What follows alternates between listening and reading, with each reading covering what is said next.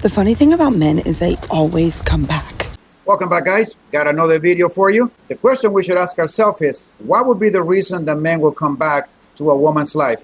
Ladies, pay close attention to this. Let's get into it. The funny thing about men is they always come back. I was talking to a guy for the last month and a half, and things were going great, okay? We were hanging out about once a week. Every time we hung out together, it was literally like the most fun time. I'm talking about, he brought out like the best version of me. We laughed, we talked about deep stuff. He was really understanding about my breast cancer, and it felt like time just kind of stood still, you know what I'm talking about? But in typical fuckboy fashion, every time we weren't together, I would never hear from him. He was literally okay with going weeks without communicating. Every time we were together, this guy will disappear and I will not hear from him. And as she said, in a typical fuckboy fashion, this guy will smash and then he will dash. We will not hear from him for 2 weeks or weeks at a time. And would just pop back up and just be like, hey, would plan a date, we would hang back out, and it would be so much fun, and then boom, he would disappear. I brought it up multiple times, and I was like, this is an issue for me because if I don't hear from someone, I lose interest. All right, we have heard this woman saying that she has brought this issue to this man more than once, multiple times, that she does not like that the guy just smashes and then dashes, and that if the man keeps doing that, she will lose interest. The question is, will this man change? Because she has brought this issue multiple times. Let's find out. I'm literally not going to be sitting around waiting by my phone for you to contact me. Are you sure about that? To hang out, and then we just have to like pick up from where we left off 2 weeks ago. The first time I brought it up, I made sure it was like pretty casual. I didn't make it too serious. All right, let me translate this for you guys. Basically, I am attracted to this guy. And if I come off strong telling him that I don't want him to just smash and dash, he might just walk away and never hear from him. So I'm going to tell him in a very casual way, not coming off too strong, so that he could stay with me. Because you know how it is. I'm willing to enforce that rules for some people, but the guys that I'm really attracted to, I'm going to break every single one of my rules. I was just like, hey, like, where do you go in those weeks? Like, why don't we communicate? And of course, he blamed it on being a horrible texter, being super busy, yada, yada. Okay, I understood after the first time. But the second time, and the third time, and the fourth time is ridiculous. This last year, I've been battling stage 2 breast cancer, and I have been through enough. And let me tell you, my standards are way too high for me to drop those to have a silly little boy make me go through shit that I went through years ago. So my final straw basically was we had plans to go to this concert. He had planned multiple dates. So I was like, let me take the reins. I will plan this date and we're going to have an amazing time. But what happens again? I don't hear from him for 2 weeks before the actual event. And I'm sure that many of you at this point are asking the following question. Why in the hell is this woman allowing this to happen? Every single time he disappeared, she allows him to come back into her life. The answer is very simple. This woman is attracted to him. And as I said it before, when a woman is attracted to a man, she will let that man get away with so much shit that you will not even believe. He popped up the night before and he was like, hey, what time is the concert tomorrow? After my phone had been radio silent for the past 14 days. I was like, sir, I thought you died. And luckily for me, using my little brain, I already had a backup to the concert because I was like, I'm going to this concert with or without you. I would love to go with you, but I'm sorry, I'm not going to be an option. So as soon as I kind of called him out on his lack of appearance in my life, we both decided to part ways. Do any of you really believe that they both decided to part ways?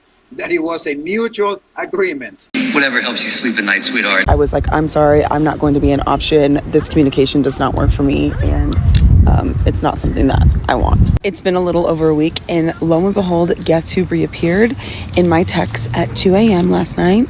This guy. And I was like, wow, it's so funny that you didn't know how to communicate for so long, yet you send me a text in the middle of the night. Man. So the question is, why men will always come back to a woman's life? The first thing that we have to remember when we think about this question is women always date or marry horizontally up. That being said, every single man they get with is someone that is doing better than themselves, making that man an automatic target for many other women who have the same dating preferences. So this guy has a lot of options. And if a woman does not answer him, I'm sure there are many other women that will answer this man. There's a lot more women that he can go to. And I don't know if you guys remember me saying this in another video. Men only put women in two categories, either the fun woman or the relationship wife woman. There's only two. Why do guys say that they really prefer this like plain Jane, natural looking girl, whatever, but then you'll go down his following list, every single girl he's following is like BBL, lip fillers, like, you know, influencer type baddie girls. Explain that to me. Because one he wants for sex, the other one he wants for a relationship. It's that simple. He'd have sex with all those girls, but he's not putting a ring on it. I'll tell you that now. I mean, look at that woman's face. This woman is shocked, as if this guy gave her some massive revelation, something new, something she has never heard before. No wonder why a lot of these women get hurt every time they get played, because they think that they are all relationship women. But they don't realize that dressing the way they do, showing as much as they show, they put themselves in a category of just a woman to have sex with, just a fun girl. Not the relationship, not the wife material. Should a man care about what his girl wears? I gotta pause this video right here. You will think that this woman is this guy's girlfriend. When I first saw the video, that's what I thought. But no, this girl's boyfriend, it's not in the picture. He will come in later on. Clearly, this woman likes this guy to be leaning this close to him. Absolutely. What women want to do is solicit attention. So when you wear a promiscuous outfit like that, you are soliciting the attention of other males. Did you notice the woman pulling away as soon as he said that the man has a saying on what the woman wears? No, definitely not. Like, I'm gonna wear what I want. Because he has no say on our lives. Yeah, like we're gonna do what we want to do. What he wants. It's our lives. Yeah. Is your boyfriend here right now? Yeah, he's back there. Now pay attention to the beta of a boyfriend that this woman has. She is going to whisper the answer that he needs to say. Watch this. Do you think you should have some say in what your girl wears when going out? You know what? I'm gonna say no to that. You know what? She does what she wants to. If his girlfriend is not here, I'm telling you, there's a completely different answer to that question. That's all I know. You gotta let your girl trust your shit. You can't police that. She does her own thing. But if I'm not here, his answer would be different. If he said you're dressed a little bit too revealing, He has. put on more clothes. He has, and I've told him he hasn't told me to put on more clothes, but I told him I was a baddie before you got me. I'm gonna still be a baddie while I'm with you. Translation: I was a 3 or 4 before you met me, and I will continue to be a 3 or 4 while I'm with you. Unfortunately, there's a lot of guys who fail to see this as massive red flags. And when these women cheat on these guys, what will they say to them? Well, you knew me that I was a baddie. You cannot turn a garden tool into a housewife. And this guy is gonna put his head down. Just watch the video. This guy's gonna put his head down as this woman continued to talk. Oh, I shouldn't have to be more modest than when I met you, because you knew what I was like when I met you. So now that we're in a relationship, it shouldn't deter you if I'm wearing the exact same stuff that I met you in. He knows it's only for him. As long as he trusts me, no one else is gonna get to touch me. No one else is gonna be able to do anything else. Like, you know. I agree. He just doesn't like people looking. Fuck, why does everybody get to look? There are weirdos out there, and that's my point. It's like weirdos get weird, and weirdos put things in drinks. I don't mean to take that term, but like. But that's the thing. There are weirdos out there, but you know what? Women shouldn't have to feel like they have to compromise who they are to protect themselves from the weird people. This woman has said that her boyfriend has told her many times not to wear this kind of clothes. She does not give a damn. She told him, you know me that I am a baddie. How do you think this relationship will end some years down the road and this woman continues this behavior? Look, I'm gonna say this for the few women who watch my videos.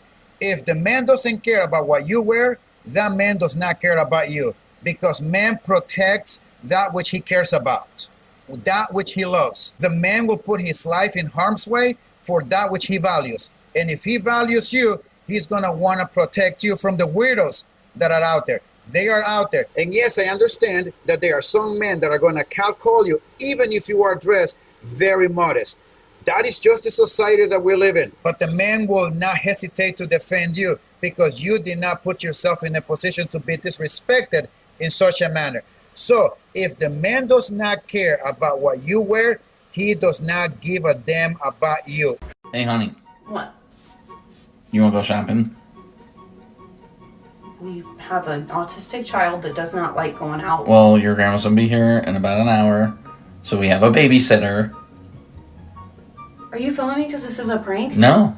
We never have a sitter. I know. What do you mean? Do you want to go?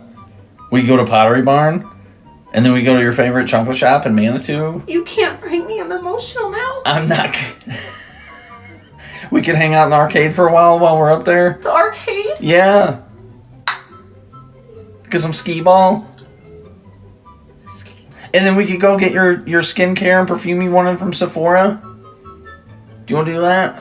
You can't prank me now. I'm not. I'm excited. And then we go get crab legs for dinner. Crab legs?